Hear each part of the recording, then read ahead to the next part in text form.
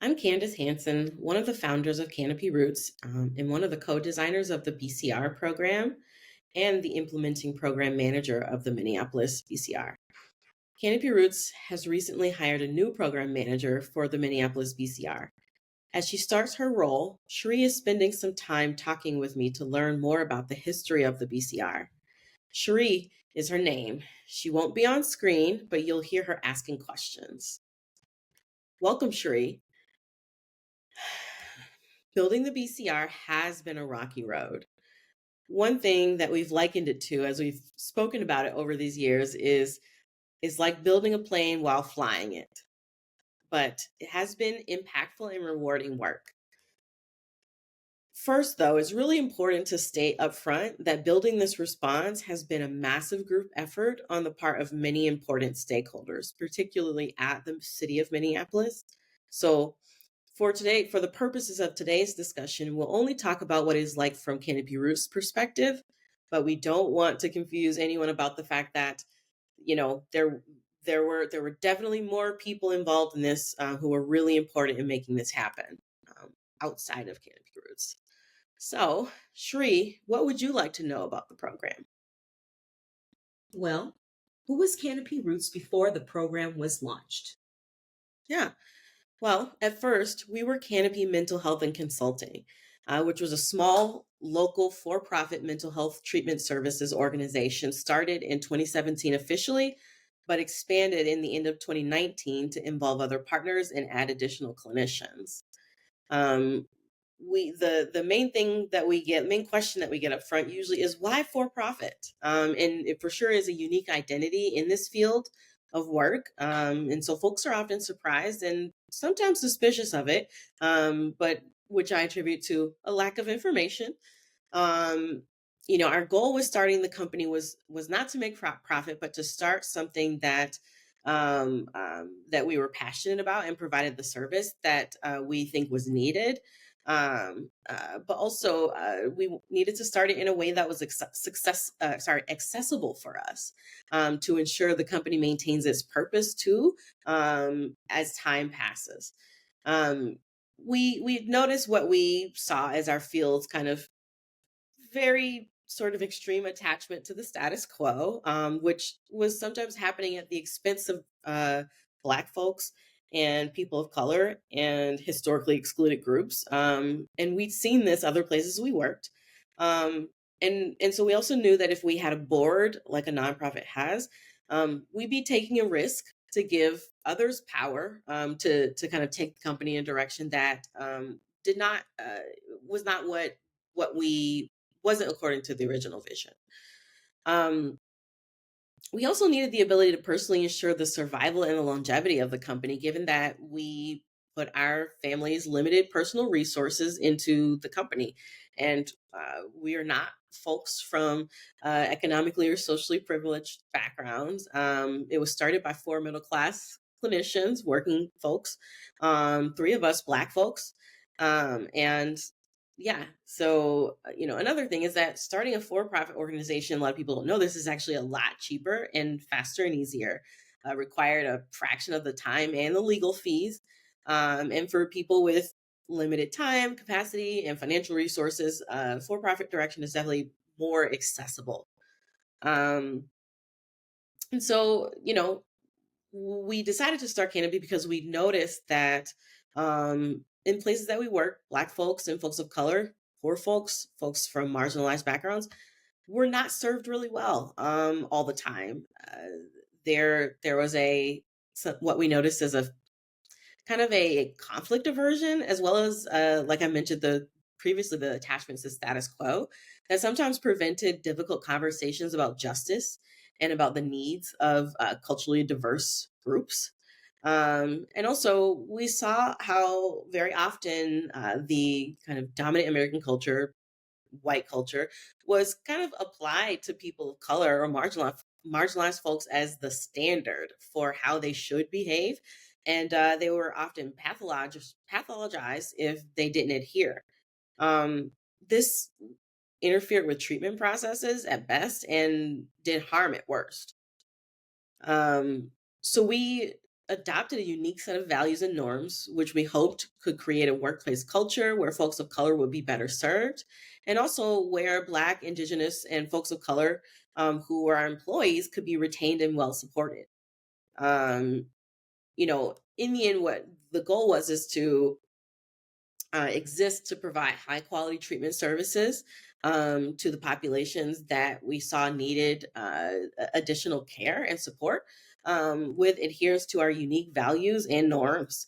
And it was created to exist and continue existing to provide the service and not to produce dividends. What made Canopy want to do this work with Minneapolis? Huh.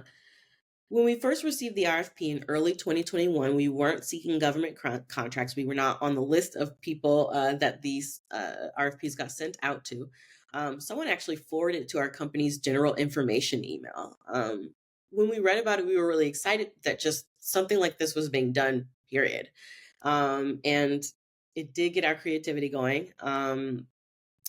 We all have professional backgrounds and experience in crisis response and services, and all from different settings and different populations, obviously.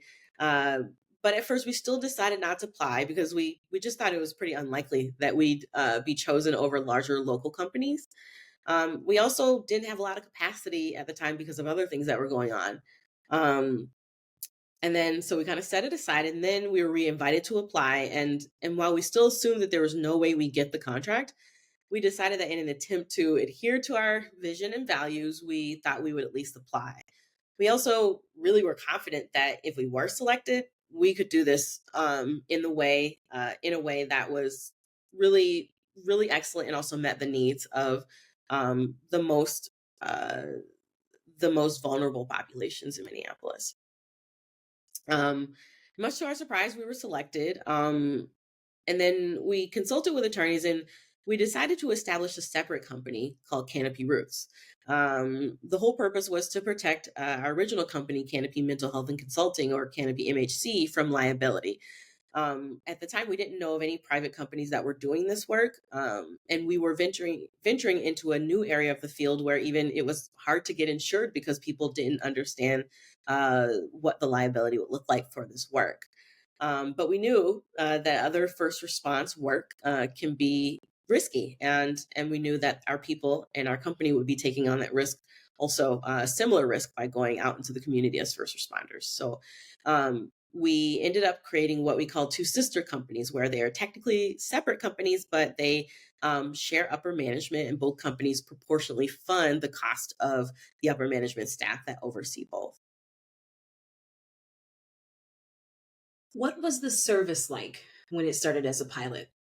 What was the implementation process like? Hmm. So in our co-design process, we decided on the name as BCR, or Behavioral Crisis Response, as the name of the collaboration between Canopy and the city. Our service basically looked like two staff going out and responding to 911 calls that are suspected to have a behavioral health element to them. Those staff would have experience and expertise in the mental health field. And also, another important and unique part of our service was that it was fully integrated in Minneapolis's Emergency Communications Center, which people also refer to as 911 dispatch. This means that dispatch knows where we are at all times via our vehicles and our radios. We are also on the same radio system and computer system as police. This really lent itself to safety, as well as being able to get support from other first responders or backup very quickly if we needed it, and also for them to use us as backup when they saw it appropriate. At that time, we were housed in the city's Office of Performance and Innovation Department, which this was because we were a pilot. And then later we moved to the Neighborhood Safety Department. And then we had to select a model. What would our service model look like? And in order to do this, we looked at other successful programs around the country, specifically Denver, New Mexico. Shout out to those programs. They're amazing programs. And we wanted to replicate the success, but we also wanted to bring kind of like our focus and our culture of our company to this service, and also put our spin on it that consider the needs, the specific needs of the Minneapolis community. Um, Obviously, this was our staff being unarmed was a really important part of the model. This was something that the city of Minneapolis staff had decided up front before they hired us, that our staff would be unarmed, and so we needed an approach that focused on prevention of physical aggression, but prepared responders with tools on how to diffuse situations physically if folks did try to harm them. So uh, there's also a lot of models out there for crisis intervention, and a lot of good evidence-based ones. So there are a lot to choose from, and based on our experience and what we felt would be most usable by our staff, we chose the Safer R model. And we also chose crisis prevention institutes, nonviolent crisis intervention, for folks who are at risk of potentially acting out physically. Another big piece of it was that so lot to do from the legal side to prepare up front. Our attorneys kind of did a deep dive to find statutes governing our specific type of service, but because this is really new to Minnesota to have behavioral health first responders, there really wasn't a lot. So we really tried to look at similar services and the service standards in those arenas and model ours after that, and try to adhere to the same statutory requirements that were required in those services. In Minnesota, that was crisis residential services, where that involved treatment services, short-term treatment services in residential settings by mental health practitioners and professionals. And so our legal team also wrote our policies related to safety and liability. And also they reviewed our our program manual, our policies and procedures as a whole.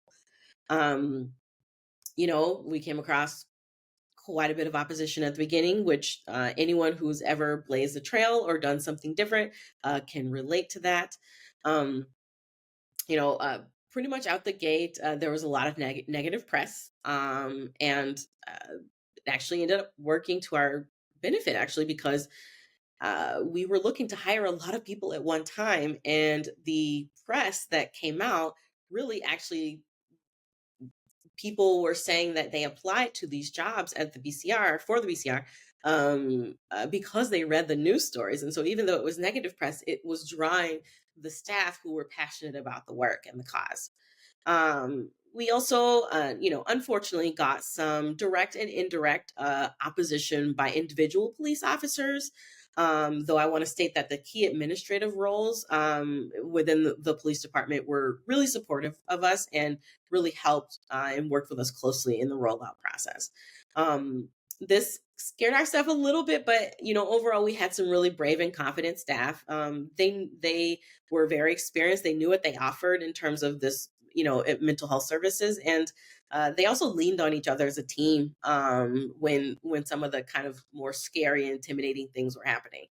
Um, and of course, the internet is going to internet. So, there was a lot of, there's internet trolls claiming to be conservative, making up lies about the service and our company pretty quickly out the gate. Uh, I like to tell a funny story of one of them that three of the founders of Canopy are siblings. And and the three of us happen to be Black. And folks claimed that the only reason why our company got this contract is because we were related to Attorney General Keith Ellison, which was pretty funny.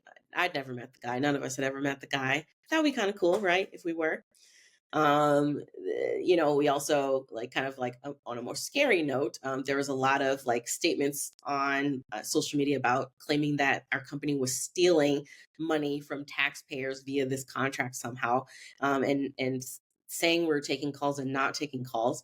But actually they were saying that before the program had even been rolled out and even before the contract had been signed. So of course services were not happening because it wasn't done. Also kind of coming out of that, my personal address had been posted on social media and stating like, these are the people who are stealing taxpayer funds, which is scary. Um, you know, there's also kind of looking at hiring, right? We knew we had to hire a lot of people at once. The contract was signed in August of 2021, and then there was a strict deadline of December. The second week of December is when you launched, and there's no compromise on that. And so it was a very tight timeline for rolling out a brand new service, and hiring all of the people that would be needed to provide the service. So we were looking for mental health practitioners and professionals. That those two types of staff, that is actually defined in state statute in Minnesota. It could either be licensed folks with a variety of licenses related to behavioral health, but it also could be individuals who've worked under the supervision of mental health professionals, and have a certain combination of education and experience in the mental health field. We really hoped to include a variety of disciplines within mental health, because the field actually in reality is so wide, right? And different people have different expertise. And so we were wanting to draw people from all parts of the social service field, like social work, counseling, psychology, family therapy, addiction, peer support. Um, we decided to do group interviews. We use scoring forms with competencies that we identify for responders ahead of time. And then we facilitated group discussions with standardized questions. And it was facilitated by mental health professionals with experience in interviewing, leading teams, and group facilitation, but also in crisis work. It ended up being a very good way to hire lots of people at once. It also lent itself to seeing just kind of like how people behave in community and in collaboration with each other, which we knew was going to be really important on this team. Um, a big challenge was that tight timeline. I always joke around and say there's no way government could have pulled off that short timeline, but they definitely wanted a community-based organization to do it. But they expected us to deliver, and we did it. We hired and trained 20 plus staff, wrote the program manual with all the policies and procedures, got all the uniforms and all the equipment, all from early August to early December. Wow. So once the program was launched, what were some of the challenges that arose? Yeah, so the first challenge that arose immediately was COVID. We were still at the height, a really critical place of the pandemic, and there our staff were wearing masks. People were worried about their health and the health of their families, and also at that time, we were still in very intense versions of COVID. And right when we launched, it made waves through our small team, and people were getting sick, and we were trying to manage continuing providing services with this small team, also in light of the fact that a lot of people were out with COVID all at the same time. We also didn't have space to work out of. We were initially in a large storage closet, working out of that, in a city building. And then later, we worked out of a no longer used city building where our staff didn't really have adequate heat and cooling because the building wasn't used anymore. But it was all they could find for us at the time. And our staff were pretty dedicated and pretty low maintenance, and they were just happy to be doing what they were doing. So another piece of it was that the city infrastructure and systems need to adjust to the presence of another first responder. And although a lot of people were like intending to, really had a strong intention and desire to make this go well, it really was hard to see some of the ways, uh, hard for them to see some of the ways that their system really wasn't quite integrating our service. And it was somewhat difficult for us as Canopy staff to kind of like support them in thinking outside of this very like police centered and enforcement centered kind of perspective. And, change is hard for people, right? And to their credit, we worked together and we were able to work through a lot of those challenges. So, um, most of the people we work with were really receptive, but outside of the ones who we were working with directly, Outside of them, there was really a big lack of understanding about what we did, and the various types of resistance kind of arose from that. Within the city of Minneapolis government. We had issues with the vehicles that the city provided, where they were deprioritized for repair, and there's kind of a lack of understanding that, like, well, our vehicle situation is not comparable to other agencies because we have a very small team, but we also have very few vehicles, and they run 24/7, and they're driven by many different people, and they are also very old. We got very old vehicles that actually were kind of decommissioned, and nobody else was intended to use them at the city anymore. But then some people at the shop were frustrated, like, why does this vehicle keep coming in? And then also, our staff would sometimes get into accidents. But we drove vehicles that are larger and more challenging to drive than police vehicles. And also, another really important piece of our model is that we don't have lights and sirens. So our people actually have to drive through traffic to get through to a call. People don't move out of our way to get there. So some of these things of, like, this gap in understanding and knowledge of what it was like to do our service, and kind of coming from a stance of, like, oh, well, we already know what's happening because I know this other response. Well, this is new. Again, all is understandable responses to change. Um, and sometimes we had some issues with, like, folks really making decisions about our services without really understanding them, making assumptions that this is a simple or easily replicated service, and folks leading with assumptions that we don't know about or have a strategy for basic business or service related things. um, you know Also, there was this phenomenon of, if something went wrong on a call, it was immediately assumed to be BCR staff who caused the problem, and which actually was rarely the case if you started to look into it. And but it was sort of this knee-jerk reaction of, it must be the newcomers, right? And I want to normalize all that, though, right? Because any system that's been the same way for many years and maybe many decades, and for some bigger cities, centuries, old systems do not change easily.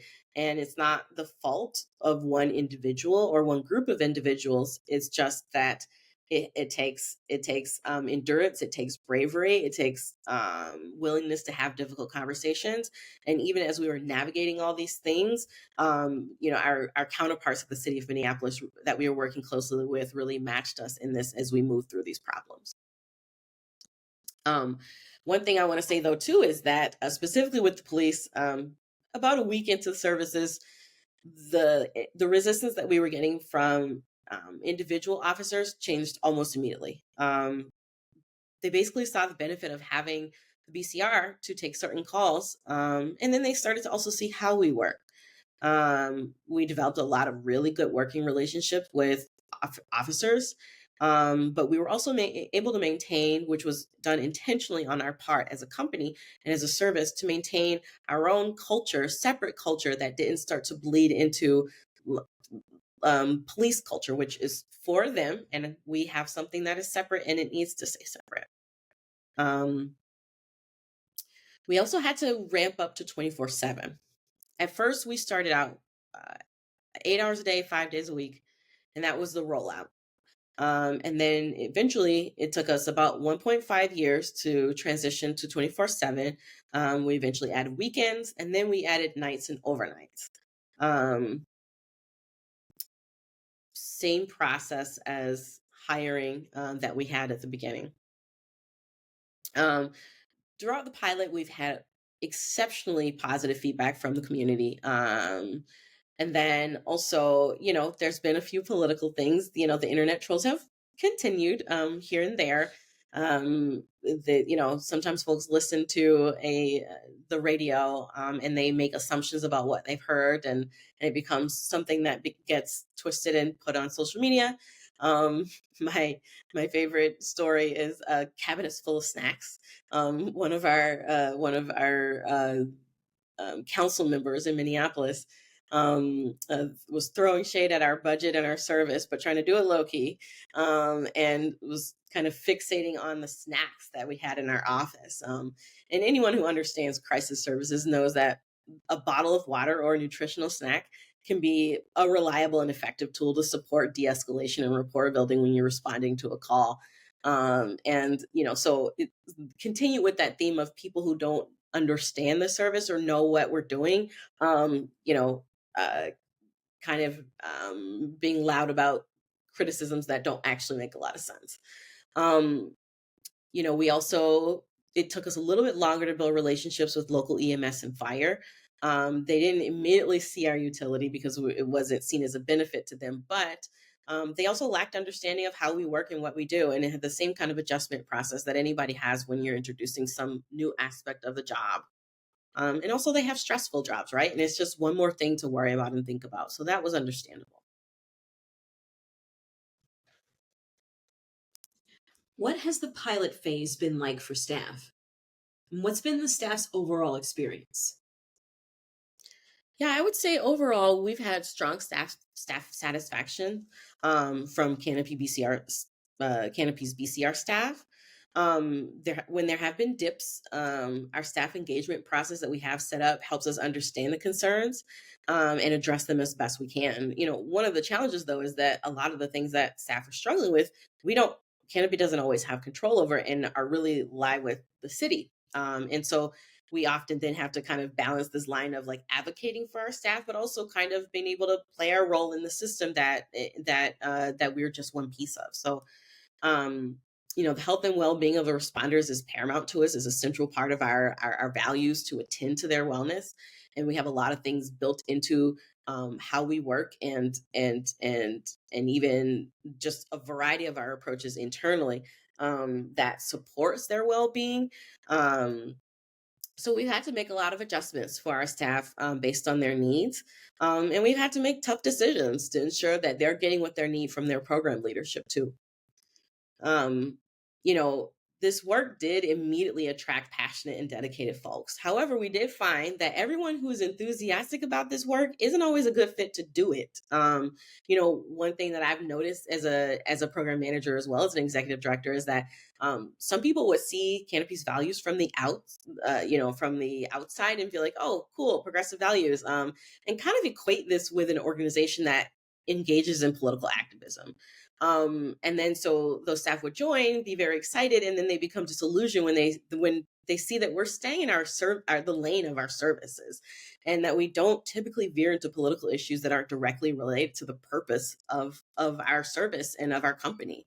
Um, we have a habit of sticking to what we're experts in, and there's already quite a large amount of really great advocacy organizations already out there. We don't need to do what they do. We don't have to be everything to everyone. That can be disappointing to staff who start with that excitement, especially in a time where kind of this all or nothing thinking is so prominent in our public discourse and maybe has become culturally acceptable to some degree. And so it's like, if we're not meeting the standard of what we want, what they expected and hoped in terms of advocacy, and picking up a certain political lane, then it's sort of like, okay, well, they're not what I thought. That happens. For us, it's just most important that people understand what we are and how we work. That first and foremost, we are about our mission and our purpose. Um, Also, this work can be emotionally intense to our staff. They can see traumatic things. If they struggle with boundaries or self care, they can burn out and become less effective. So some people start and they're like, I can do this work. I want to do this work, and then they actually find out they can't because of those things. And so it for us, we approach dealing with our staff of like, hey, this is a new thing. Like, is this working for you? And trying to help them meet expectations and as best we can in the role if we can. Um, I also want to highlight the ongoing debate about the fitness of licensed people to do this work. This is my pedestal. You'll have to excuse me, but um, there is, we found just sort of anecdotally that licensed folks are not necessarily the best fit to do this work. When I say licensed folks, I mean like licensed master's level or PhD level mental health professionals, such as myself, and that our best responders are people with a combination of lived experience, that is similar to our recipients, and share cultures and identities with the folks that we work with. And so that I will argue with anybody about the importance of not restricting this work ongoing in the future to people who are master's level or traditional clinicians.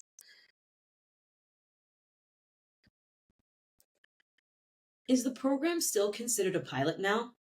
What has the post pilot phase been like? So we're no longer a pilot since August 2023. Since then, we've responded to over 30,000 calls since December 2021, since launch.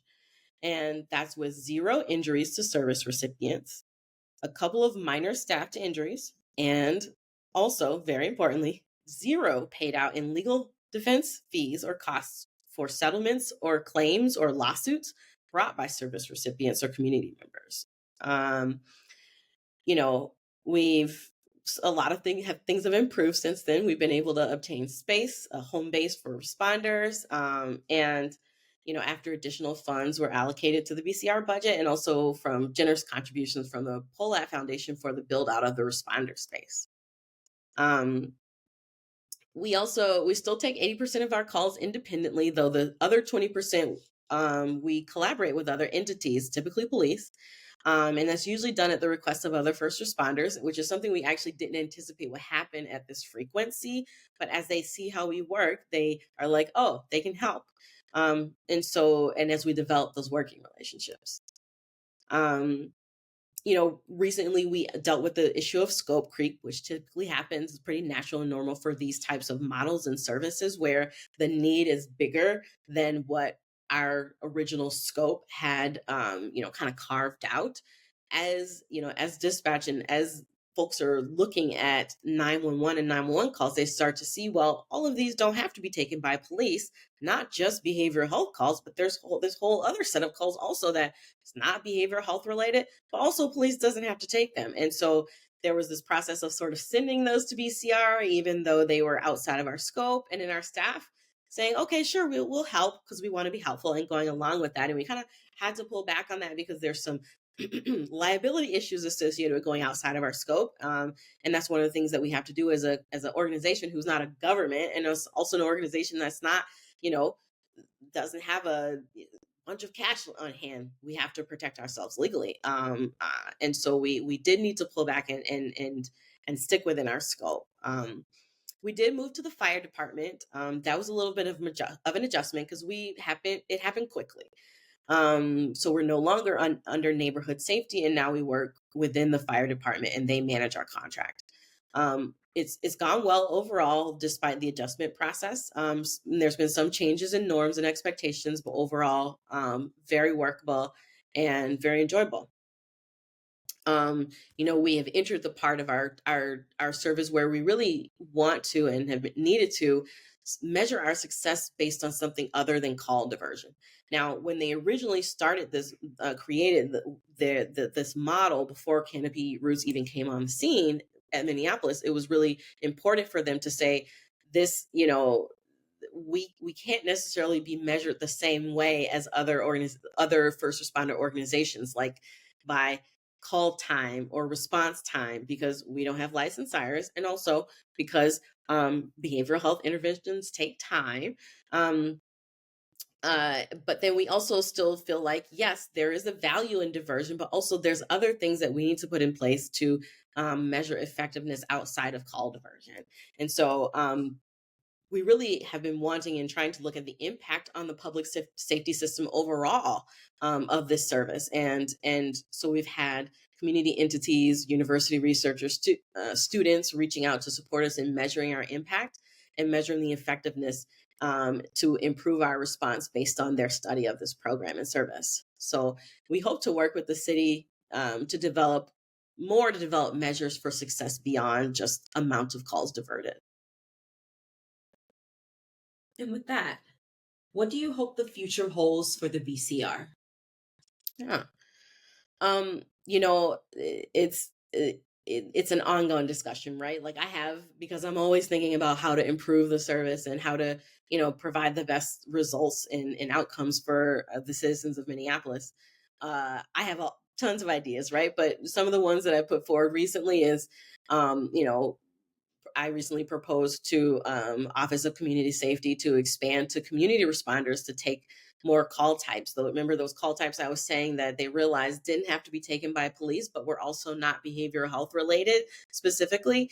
And knowing that there's other models out there like New Mexico, where there are community responder units as a whole, where they incorporates behavioral health and community response, and those are all, they divert many more types of calls away from police, in the way it's done in a variety of cities. And so I have proposed that we transition to something more like that. So wait to hear back about where that goes.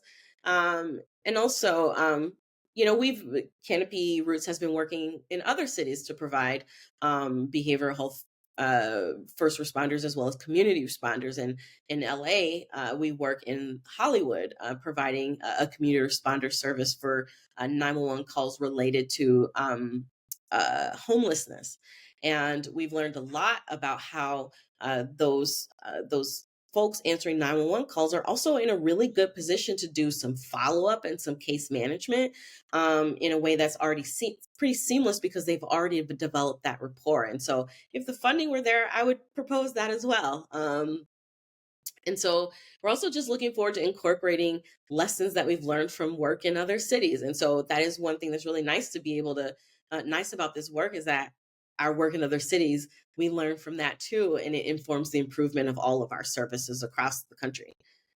Um, the BCR obviously is operated by a community based organization. And this is the last part that I'll say about the future that I hope to see, is that we believe that in Minneapolis, the BCR should continue to be administered by a community based organization.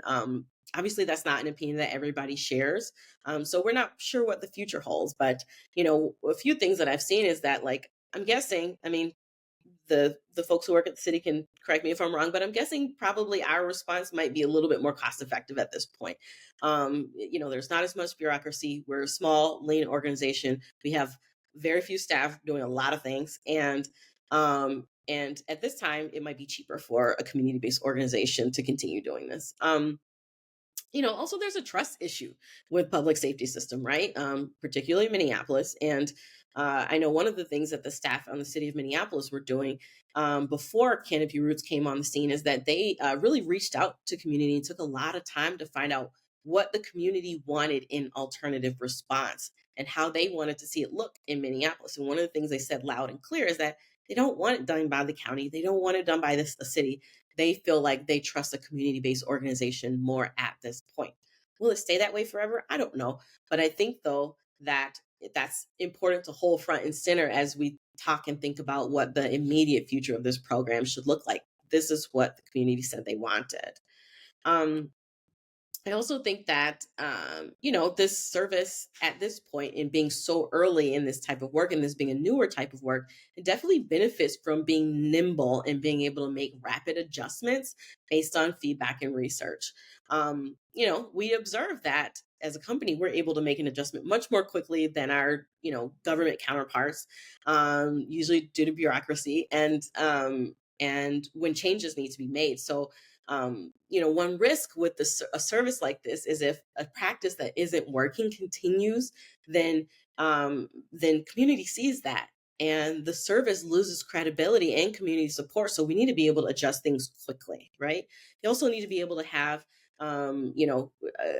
accountability by the community, and also community having input on the service, which in about a year ago, we launched our community advisory board, where it gives community members who have some understanding of the social service field input on how Canopy conducts this service, which is a really important part of this type of service, especially when it's done by a private organization. Um, Obviously there's cons to community-based organizations doing this work. I imagine that some of the resistance that we got from some folks who worked at the city might have probably been less of a barrier if they saw us as insiders rather than outsiders. And there might be a day where it's more appropriate for this work to be done by the city government, but I hope if that transition is made, that is made with the engagement and consent of the public who has previously told us something else, that they wanted something else. So obviously I have a lot of hopes and dreams for improving this service and improving its impact and testing and studying its impact. And so I'm excited for what the future holds and excited for to keep working with the city of Minneapolis to provide the best service for the community. So thank you for watching this breakout session, and I hope you found it engaging and informative. And thank you to Cherie, our new program manager, for talking through this with me.